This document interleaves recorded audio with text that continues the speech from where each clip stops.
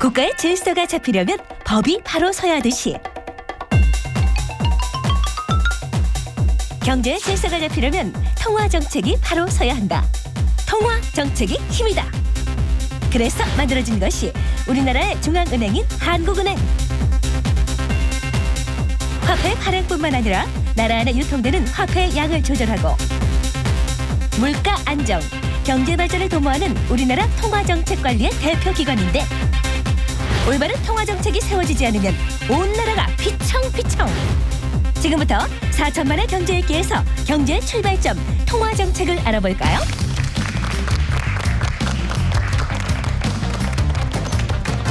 네, 4천만의 경제 읽기 표인봉입니다. 오늘 주제인 통화정책. 근데 이 통화정책 하면은 나와는 별로 상관이 없을 것 같다라는 생각이 듭니다. 정부가 하는 일이지라고 좀 큰 생각이 들지 않습니까? 그래서 한국은행이 하는 일이나 통화정책에 대해서는 저도 뭐 별로 큰 관심을 가져본 적이 없습니다. 여러분은 어떠십니까? 여러분도 저랑 비슷하시다고요? 근데 이 통화정책이 여러분께서 가끔 시켜 드시는 자장면이나 짬뽕 값을 결정짓는다라는 사실 아십니까? 무슨 얘기냐고요? 오늘 통화정책에 대해서 배우고 나시면 그 궁금증이 풀립니다. 자, 이 궁금증을 풀어주실 명지대학교 최창규 교수님을 박수로 환영해 주시기 바랍니다. 어서 오세요. 네, 반갑습니다. 네, 반갑습니다. 제가 조금 전에요. 네. 통화정책이 큰 면도 있지만 우리가 시켜 먹는 자장면 값도 결정을 짓는다라고 얘기했는데 맞습니까? 예, 그렇습니다. 예. 그 통화정책, 통화량이 많이 풀리면 물가가 오르죠. 예. 따라서 이제 짜장면 값까지도 오르게 되는데 네. 이제 그런 과정을 사람들이 참 심각하게 인식을 잘 못한다는 데 문제가 있죠. 네, 그 궁금증을 풀어줄 명강의 부탁드리도록 하겠습니다. 네, 부탁드립니다. 네.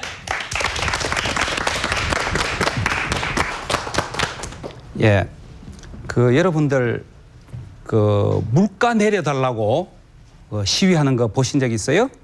아니, 그건 없는 것 같아요. 없죠. 네. 그러면 봉급 올려달라고 시위하는 거는 보셨나요? 많이 봤습니다. 예, 그렇습니다. 잘 근데 봤습니다. 사실은 물가를 1% 내리는 거하고 봉급을 1% 올리는 거하고 사실은 같은 얘기입니다. 그렇기 때문에 우리가 봉급을 예를 들어서 5% 올렸더라도 물가가 4% 올라버리면 그 실질 임금은 1% 오른 게 되죠. 마찬가지로 우리가 이제 봉급이 4% 올랐다 하더라도 물가가 2% 오르면 실질 임금은 2% 오른 게 되죠. 그렇기 때문에 똑같은 그 경우는 아니지만 5%가 오른 경우보다 4% 오른 경우가 실질 임금이 더 높을 수도 있다는 얘기예요. 네. 그만큼 우리가 물가를 안정시키는 게 매우 중요하죠. 그리고 여러분들 이제 봉급 생활하면서 봉급을 이렇게 모았잖아요. 모았다가 나중에 이제 뭘 좀 살려고 하는데 물가가 올라버렸어요. 그럼 엄청난 손해겠죠. 네. 그래서 이 물가를 안정시키는 게 매우 중요합니다. 그리고 여러분 최근에 이제 그 서프라임 모기지 사태라 그래가 미국에서 이제 주택 가격이 하락하면서 그 금융기관이 부실화가 되고 그랬어요. 그래서 이제 그것 때문에 전 세계적인 금융 부실이 이렇게 생기게 되는데 이제 그거와 마찬가지로 금융시장이 안정이 돼 있어야 돼요. 금융시장이 어떤 위기로 인해서 마비가 되어버리면 이 경제가 제대로 돌아가지를 못하지요. 이렇듯이 그 통화정책에서 중요한 것이 제가 방금 설명드린 것처럼 물가를 안정시킨다든지 아니면 금융시장을 안정시킨다든지 하는 것이 매우 중요한 그 목표 중에 하나예요. 우리가 이제 마치 이거는 이런 겁니다. 자동차를 이렇게 핸들을 움직이면 결국은 자동차가 방향을 잡고 이렇게 가는데 네. 그 핸들을 움직이는 게 어떻게 보면 하나의 그 통화정책이고요. 그다음 방향이 이렇게 잘 가도록 하는 게 이제 최종 목표죠. 그 최종 목표가 여러 가지가 있는데 물가를 안정시키는 게 가장 중요하고요. 그 다음에는 이제 또 어떻게 보면 이제 고용을 늘리는 거 이제 이런 것도 매우 중요하고 또 경상수지를 또 이렇게 좀 균형으로 가져가는 것 이런 것들이 다 최종 목표에 관계가 됩니다. 그런데 그 최종 목표를 지키기 전에 중간 목표를 하나 설정합니다. 중간 목표. 그게 이제 통화량 혹은 환율 이런 걸 갖다가 이제 그 쓰기도 하는데요. 그래서 이제 과거에는 우리나라 같은 경우 이제 통화량 중간 목표라 그래갖고 최종 목표를 달성하기 전에 중간 목표를 타겟으로 해갖고 통화량을 이렇게 유지시켜 나가면서 그 최종 목표인 물가나 경제 성장 이런 거하고 이제 관련을 지어 나갔어요. 그런데 이러한 이제 통화량이나 환율 같은 이 중간 목표를 달성하기 위해서 통화 정책 수단이라는 게 있어요. 이제 통화 정책 수단이라고 하는 것은 중앙은행이 그럼 통화량이나 이런 것을 어떻게 실질적으로 조절하느냐 하는 그런 얘기예요. 그래서 그거를 조절하기 위해서는 그 중앙은행에서 여러 가지 방식을 쓰는데 제일 이제 많이 쓰고 중요한 것이 공개 시장 조작 정책이란 거예요. 그 제가 이제 만약 중앙은행이라고 한다면 시중에 이제 돈을 많이 풀기 위해서는 어떤 방식이 되느냐면은 시중에 통화안정증권이라는 채권이 있어요. 그거를 중앙은행에서 사면은 돈이 풀리겠죠. 네. 그러니까 공개시장 조작을 통해서 중앙은행이 통화안정권, 줄여서 통화안정권이라 그래요. 그걸 사들이면 반대로 중앙은행에서 돈이 나가죠. 그러면 이제 돈이 이제 나가게 되고 돈이 나가게 되면 또 우리가 콜 금리라 금리가 떨어져요. 그래서 이제 돈을 푼다는 얘기하고 금리가 낮아진다, 저금리 정책이다 하는 얘기는 같은 얘기예요.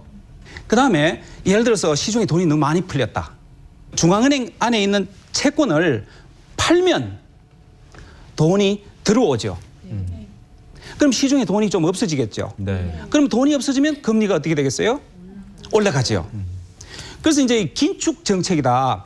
통화를 긴축한다 하는 얘기나 고금리 정책이나 같은 얘기예요.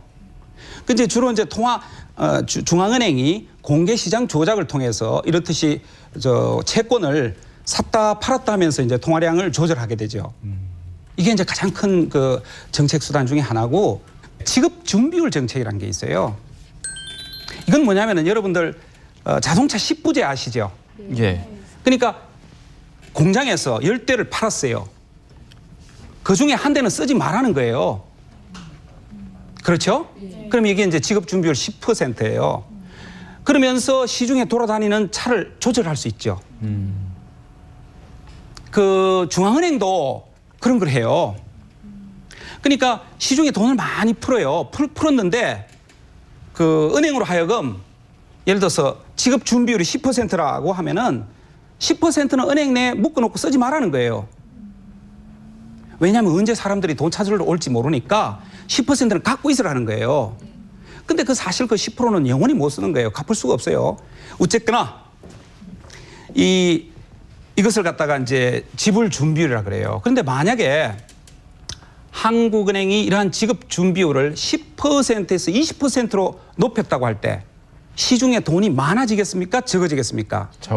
적어지죠. 왜냐하면은 우리가 어떤 사람이 이제 은행에다가 돈을 100만 원을 맡겼는데 지불 준비율이 10%일 때는 90만 원을 은행이 다시 쓸 수가 있어요. 그러면 이게 돈이 풀리거든요. 근데 이제 20%로 올리면 20만 원은 은행에서 갖고 있고 80만 원만 딴 데 꿔줄 수가 있어요. 그러니까 지급 준비율이 올라가면 통화량이 줄어드는 효과를 가져온다 이 말이죠. 그래서 우리가 공개시장 조작 정책이나 그 다음에 이제 조금 전에 그 말씀드린 지급 준비율 정책 이런 걸 통해서 시중에 통화를 조절하는 거죠. 이러한 그 메커니즘을 통해 갖고 그 콜 금리를 1차적으로 조정을 해요. 근데 콜 시장이 뭐냐면요. 여러분 이제 산에서 물이 뚝뚝 떨어져 갖고 다 모여 갖고 결국은 한강물이 되잖아요. 네. 근데 제일 처음 꼭 산골짜기에서 똑똑 떨어지는 요 시장이 이제 콜 시장이에요. 무슨 말씀이냐면 돈이 어디서 흘러나오느냐면 한국은행 창고에서 흘러나온다 이런 말이에요. 제일 처음. 그럴 때 제일 처음 형성되는 시장이 은행 간에 그 은행도 하루 이제 일을 하다 보면은 모자라고 남고 하는 일이 생겨요. 그러면 그걸 빌려줘요, 서로. 빌려주면서 공짜로 안 빌려주죠. 그때 금리가 적용돼요. 그걸 이제 콜 시장이라 그러고 최초에 형성되는 그러한 시장이죠. 그래서 이 콜 시장에 적용되는 금리, 이게 콜 금리인데 그 콜 금리를 한국은행에서 이제 조절하게 되는 거예요. 그래서 돈을 많이 풀면 콜 금리가 내려가고 돈을 한국은행에서 거두어 들이면 콜 금리는 올라가고. 그러니까 콜 금리를 올린다 내린다 하는 얘기는 돈을 적게 푼다 많이 푼다 하는 얘기와 같다는 거죠. 그러면 한국은행에서 이제 금리를 올렸다 내렸다 하는 거는 우리가 이제 조금 이해가 됐죠. 이해가 됐는데 그러면 어떤 식으로 해서 이게 최종적으로 경제에 영향을 미치느냐. 그 메커니즘을 우리가 다시 한번 생각해 봅시다. 그래서 여기 여러 가지 그 경로가 있어요. 어떻게 이 통화 정책이 실물 경제, 아까 제가 말씀드린 물가 혹은 완전 고용 이런 데 어떻게 연결이 되는가? 이제 우리나라 같은 경우는 이제 고용보다는 이제 물가, 어떻게 물가를 잡느냐? 한데 거기에 이제 초점이 가 있는 거죠. 근데 그 경로 중에서 이제 중요한 것이 이제 금리 경로라는 게 있어요. 근데 이제 금리 경로는 뭐냐면 아까 제가 말씀드린 것처럼 최초에 형성되는 시장에서의 금리가 결정되면 그게 예를 들어서 비가 많이 오면 꼴짝에서는 뚝뚝뚝뚝 좀 많이 떨어지는데 나중에 한강에서의 그 잠수교가 잠기는 거는 상당히 시간이 걸리죠. 그래서 한국은행에서 콜 금리를 올렸더라도 그게 이제 시중의 그 회사채 금리라든가 이렇게 기업들이 실제로 필요로 하는 그러한 그 자금에 대한 금리가 결정되는 데는 상당한 시간이 걸려요. 근데 회사채 같은 건 좀 비교적 장기에 빌리는 거고 콜 시장은 이제 아주 막 하루 빌리고 막 이런 거거든요. 그래서 이게 점차적으로 단기 금융 시장, 그다음에 장기 금융 시장 이래 갖고 그 파급 경로가 이렇게 이제 회사채 시장까지 이렇게 오는데 상당한 시간이 걸려요. 그래서 그러나 콜 금리를 올리면 시간을 두고 점차 이 장기 금리인 회사채 금리가 또 올라가게 되거든요. 그러면 이 금리가 올라가면 어떻게 되느냐면요. 여러분이 만약 회사를 운영한다고 생각해 보세요. 건물이나 어떤 뭐 기계를 사고 싶은데 돈을 은행에서 빌리잖아요. 그럴 때 금리가 올라가요. 그러면 투자하고 싶은 생각이 좀 나겠어요? 아니요. 잘 안 나죠. 그래서 투자가 잘 안 일어나요. 이 투자가 왜 그렇게 중요하냐면요. 공장이나 기계가 많아져야지만 일자리가 많이 생겨요. 그래서 투자가 굉장히 중요하죠. 그 금리를 올리면 투자가 위축되는 효과가 생긴다 이런 말씀이에요. 마찬가지로 금리가 올라가면 소비에도 좀 영향을 미치죠. 우리가 예를 들어서 뭐 은행에서 돈 빌려 갖고 소비 활동을 뭐 하거나 그런데 금리가 높으면 아무래도 은행에서 돈 빌리기도 그렇고 크레딧 카드 이자율이 굉장히 높다. 그러면 쓰기가 좀 겁날 거 아니겠어요? 그래서 이제 이러한 것들이 이제 바로 금리 경로라 그래요. 그래서 이제 그 메커니즘이 어떻게 되냐면은 금리를 올리면 투자나 소비가 위축이 돼요. 그러면 경제가 전반적으로 조금 위축이 되면서 물가가 조금 내려가요. 아무래도 경제가 위축이 되면 물가가 내려가게 되죠. 그래서 이제 물가를 조금 낮출 때는 금리를 올리는 거죠. 반면에 경제가 막 이렇게 너무 막 물가도 막 떨어지고 이제 디플레이션이라고 그래요. 물가가 경기가 침체하고 이렇게 풀이 주고 있을 때는 반대로 돈을 많이 풀어야 되겠죠. 네. 그럴 때는 이제 금리를 또 콜 금리 낮춰요. 낮추면 금리가 싸네?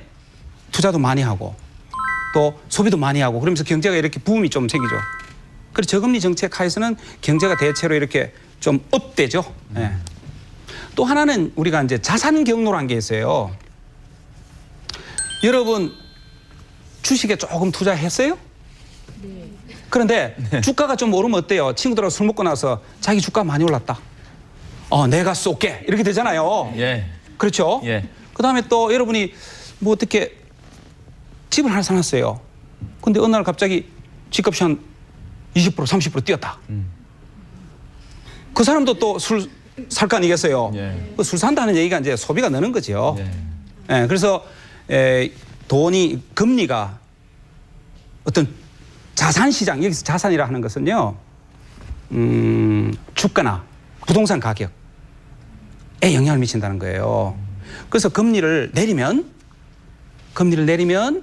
주가나 부동산이 올라갔고 갑자기 부자 된 기분이 돼갖고 소비를 많이 하고 투자도 많이 한다는 거예요. 그래서 이게 경제를 또 업시키고 물가도 올라간다는 얘기예요. 우리나라 같은 경우에 보시면은 2001년부터 한 5%부터 쭉 내리기 시작했어요. 그래서 2005년에 거의 3.25%까지 금리를 계속 저금리 정책을 썼어요. 그러다가 이제 2005년 말에 다시 콜 금리를 이렇게 높이기 시작했어요. 고금리 정책으로. 지금은 이제 제법 많이 올라갔어요. 한 5%까지 올라갔어요. 콜 금리가. 이제 콜 금리가 올라가면 다른 금리도 다 따라서 올라가요. 그런데 2002년부터 2005년까지 굉장히 저금리 정책을 쓴 거예요. 그 말은 이제 돈을 많이 풀었다는 얘기죠. 돈을 많이 풀었. 그런데 그 돈을 많이 풀어갖고 여러분들 우리 부동산 좀 많이 올랐죠. 네. 이제 부동산이 오르는 이유 여러 가지가 있지만 돈을 많이 풀고 저금리 정책을 쓴 것도 큰 영향을 미친 거죠. 이제 이러한 그 현상이 말이죠. 긍정적인 방향으로 움직일 수도 있지만 반대로 가기도 해요. 최근에 이제 미국의 그 서프라임 모기지 부실 사태 이런 게 미국도 우리나라처럼 상당히 그 저금리 정책을 한동안 썼었어요. 그래서 미국에도 부동산 가격이 많이 올라갔어요. 그러다가 이제 미국이 최근에 이거 인플레가 걱정된다 그러면서 다시 이제 그 고금리 정책으로 우리보다 빨리 선회를 했어요. 금리를 올리니까 부동산 가격이 뚝뚝 떨어졌어요. 그래서 이제 미국 같은 경우에도 이제 막 집값 오를 때는 막 대출 받아가 미국은요 자기 돈 별로 없어도 은행에서 돈을 하도 잘 빌려줘갖고 막 여러 채 샀어요. 그런 사람도 있어요. 근데 오를 때는 괜찮아요. 근데 이제 떨어지기 시작하니까 도저히 그 대출을 갚을 수가 없는 거예요. 그러니까 이제 집을 그냥 놓고 도망가는 사람도 있을 정도로 되고 그다음에 이제 거기에 돈 빌려준 금융기관이나 또 이제 이 헤지 펀드 투자자들이 이제 돈을 이렇게 간접적으로 그 투자가 돼 있는데 그러면서 헤지 펀드도 이제 막 망하게 되고 그러니까 이제 이 사회 문제로 경제 문제로 등장하면서 금융 시스템이 굉장히 불안정해지는 거예요. 그러니까 어떻게 보면 이제 주택 가격이 떨어지니까 소비가 이제 또 오히려 안 되는 효과도 생기겠죠. 이제 그런 효과를 이제 자산 효과라고 얘기를 해요. 자산 경로. 근데 또 어떻게 보면 이제 1990년대 미국 경제가 아주 호황을 오래 지속했는데요. 그것도 어떻게 보면 이제 미국에서 그때 금리를 상당히 그 90년대 전반에 많이 낮췄어요. 그 효과로 주가가 엄청나게 뛰었어요. 그래서 이제 한 2000 다우 지수가 한 4,500에서 거의 10,000까지 한 4배 정도 뛰어버린 거예요. 주가가 거의 한 10년 사이에. 그러니까 이제 소비가 많이 되고 그다음에 그래서 경제가 굉장히 좋아졌죠. 미국이. 그리고 이런 게 이제 하나의 그 자산 경로에 의한 부의 효과다. 물론 이제 이거 말고도 심리적으로도 앞으로 중앙은행이 물가를 잡겠다 하는 거 이제 금리를 높이고 그런 기대, 인플레 기대 심리를 이제 영향을 미치는 그런 효과도 있어요. 심리적으로. 경제가 이제 다 심리니까요. 중앙은행이 물가를 잡겠다는 의지를 확실히 보이거나 하는 게 또 영향을 미칠 수도 있고 그런 게 있어요. 그런데 표현봉 씨, 네. 만약에 우리가 몸에 열이 막 화끈화끈하게 나고 열이 막 나면 어떻게 해야 되겠어요? 제 몸에 지금 열이 난다고요? 예. 그럼 뭐 찬물로 샤워하고요. 그렇죠. 세숫대에 발 담그고 선풍기 틀어놓고 예. 냉커피 마십니다. 저는. 그 우리 경제도 이거하고 똑같습니다. 우리 경제가 뜨끈뜨끈해지고 과열한다는 얘기는 뭐냐면은 물가가 막 오른다는 얘기예요. 그러면 이게 좀 식혀줘야 돼요. 예. 그래서 우리나라 같은 경우는 이제 지금 물가의 그 목표가 3% 플러스 마이너스 0.5%. 그러니까 물가가 3.5% 이상 가면 못 가도록 돈을 거둬들이고 고금리 정책을 쓰고 또 그다음에 이게 물가가 떨어져 갖고 좀 대피해야 되겠다 싶으면 돈을 더 풀고 저금리 정책을 쓰고 그래서 오로지 물가를 보고 통화 정책을 이렇게 하는 거거든요. 그래서 아까 이제 그 우리가 몸이 뜨거우면 찬물로 끼얹는 것처럼 경제가 너무 과열이 돼 갖고 막 그냥 물가가 뛸 때는 식혀줘야 돼요. 그걸 중앙은행에서 금리를 확 올려버려요. 돈을 확 거둔다는 얘기죠. 네. 이제 이런 것처럼 그 통화 정책을 하게 되는 거예요. 콜 금리를 조절하면서. 그런데 여기서 중요한 것은 뭐냐면요. 선제적인 통화 정책이라는 게 있어요. 이건 뭐냐면은 오늘 중앙은행에서 통화량 혹은 저금리 정책을 쓴다고 해서 혹은 고금리 정책을 쓴다고 해서 오늘 물가에 바로 영향 미치는 게 아니에요. 거의 한 1년 반, 2년 걸려요. 제대로 중앙은행에서 저금리 정책을 해서 돈을 많이 풀면 이게 물가에 영향을 미치는데 상당한 시간이 걸리게 돼요. 그렇기 때문에 오늘 물가를 보고 통화 정책을 하는 게 아니에요. 그러니까 한 1년 반 후에 물가를 보고 오늘 금리를 올릴 것이냐 내릴 것이냐 이걸 결정하게 되는 거예요. 굉장히 어렵죠. 네. 미국 같은 경우에 이번에 서브프라임 사태를 처음 해갖고 미국의 중앙은행의 총재가 굉장히 고민에 빠졌었어요. 왜? 지금 미국이 물가는 앞으로 오를 것이 눈에 보여요. 그런데 금융시장이 어때요? 굉장히 불안하죠. 예. 금융시장이 불안할 때는 돈을 좀 풀어야 돼요. 물가가 올라갈 때는 어때요? 돈을 걷어들여야 돼요. 네. 이제 고민이 생긴 거예요. 어떡할까? 물가를 보고 돈을 걷어들이면 금융시장이 불안해지고 금융시장을 보고 돈을 풀면 저금리 정책을 쓰면 물가가 걱정이 되고 그래서 그 한동안 이제 고민을 많이 했겠죠. 그러다가 이제 금융시장의 불안이 지금은 급하다. 그래갖고 금리를 0.5% 이렇게 인하를 했어요. 돈을 더 풀었다는 얘기죠. 그런데 이 통화정책이란 것은 이렇게 여러분 저 친구들 중에요. 이제 한참 술 먹고 있어요. 회식할 때.